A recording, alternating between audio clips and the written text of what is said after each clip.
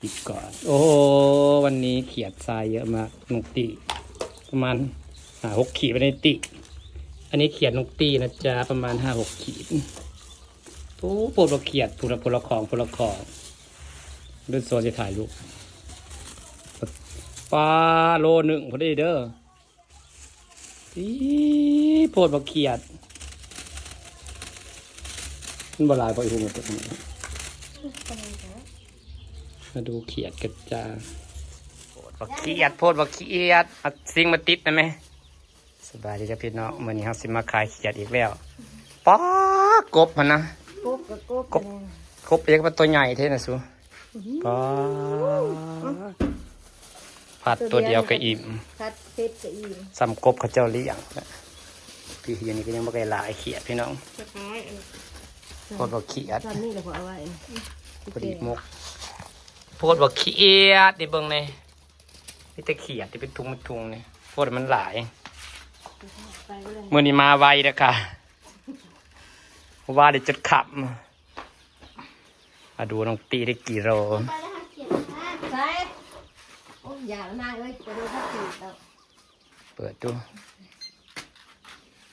ตรงกันอยู่บอกกับซิงเขาน่ะซิงเขาอ่อนตรงซิงเขาแล้วอันนี้แข็งกว่าซิงเขาค่าขายเขามาเสร็จปรับปกติมันสิเต้นไปเลยโอ้โหเจ๊ตัวนี้ติดมันใช่ไหมมันก็เอาส่งทงยางก่อนนะก็พาไปจักรตู้ก็พาไปจักรขี0.2 ขีดพอจะสู้กบนะก็2 ขีดติดแต่ไม่นั่งเขียนมึงเลยจะขีดติดแต่ไม่เขียดนะพูดไปว่า6 ขีดว่าแล้วจะได้6 ขีด6 ขีดพูดบัตรหนึ่งหัวดังอุ66 บาทนี่กับแม่มันน่ะโลนึงนะแน่บุกก็โลดอกของโซเท่าไหร่เอ่ยโล 1 ขีดหน่อยก็มาว่างเลยนี่ครับใช่สามวันเลยเด้อเลยเราสองวางน่ะมันได้โล 2อาตีมาดูเอาซองมาใส่นะโอ้ยออกน้ำก็มีเป็นไงก่อนก็คล้องตัวเลยค่ะค่ะบ่มันร้อนออกเลยป้าปิดเดี๋ยวพ่อคอยว่าเขียดคอยเที่ยวแต่เก็บเขียดเขามันตายคืนว่ามันร้อ อั น นนี้ของพี่นาง ป้าก็มึงมาลื่นกันหน่อยไงกูเบิ่งนะเขียดแต่เขียดว่า กูลื่นแม่มึงจังน้อยนี่ครับไปแถวใดมือนี้อุ้ยไปหาน้องไผ่เว้นได้นอนอยู่พื้นอะลูกอ่ะพี่น้องเขียดนะสัตว์สิแกงเจ็ดจะได้ไรกูหาดูยาคีด1 70 บาทจ้าของแม่ติดไอ้ของแม่กันนะเอาให้ดูหลานของแม่น่ะเทเองทำอ่ะเทโอ๊ยจะหอบท้องถิ่นกันกับมึงสิได้บ่ ก็ได้หน่อยฮะแต่โอ้ยแม่มึงก็บ่ลื่นกับป้าดอกละมันหาขีดป่ะจะประมาณหาขีดก็จะ4-5 ขีดนี่แหละเขียดน้อยพี่กับบักลายเขียดน้อยนี่เขียดแซ่โลละ100จ้าไปเบิดมือก็ได้เงิน100 บาทแล้วจ้าพี่น้องจ้าน้องตีได้60 บาทน้องตีได้6 ขีดมาดูแม่ตีได้แล้ว60 บาท60 บาทของตีกับแม่มึงกับพี่โลเลยนะนี่ไปเบิร์ดติดปันนี้พกป้ากับตุ้นสี่ขีด 4 ขีดอะไร 4 ขีดโลนึงพอดีกับของมึงนะพอดีโลนึง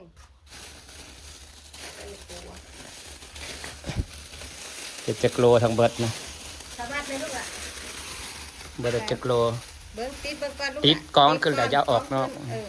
ยมีไรเลย 3 โลพอดี3 โลเลย3 โลหาบ่3 โล3 โล 2.2ฮอด2 ขีด3 โลนี่แหละ3 โลจะทรายกันจ้าคุณไปหามาเป็นโคตรงามเลยอันนี้เขียดน้อยกับกบเขียดน้อยจะตาอ่อมแสบ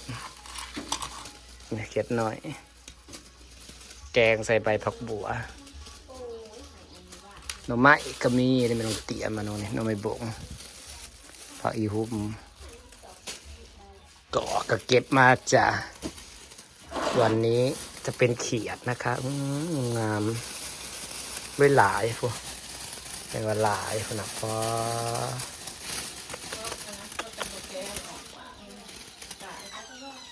ตายดอกมันอยู่ในขี้ดินมันยังอยู่ได้ขี้ดินมันก็หายใจไปออกกันนั่นแหละเป็น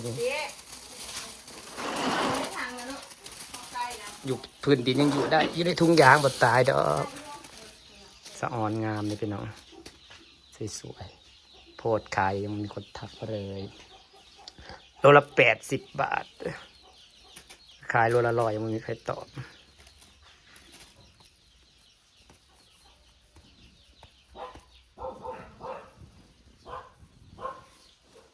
เขียดอยู่ในดินทรายจ้าสิฝากบรรยากาศไว้สำนีละจ้ามาตั้งแต่ไปเบิ่งเขียดทรายโพสต์ขายเขียดทรายแล้วก็มาตำมะขามกินอิ่มแล้วจะไปคนดินต่อจากคนดินมาหั่นแล้วจ้ามาแรงพอแหละ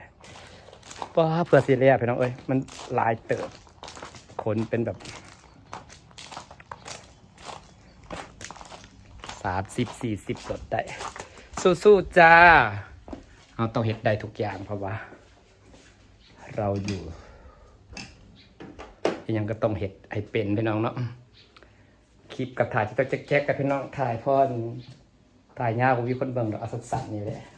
โอเคเด้อขอบคุณทุกคนที่ยังติดตามเด้อจ้าสบายดีเด้อมีคนดินต่อก็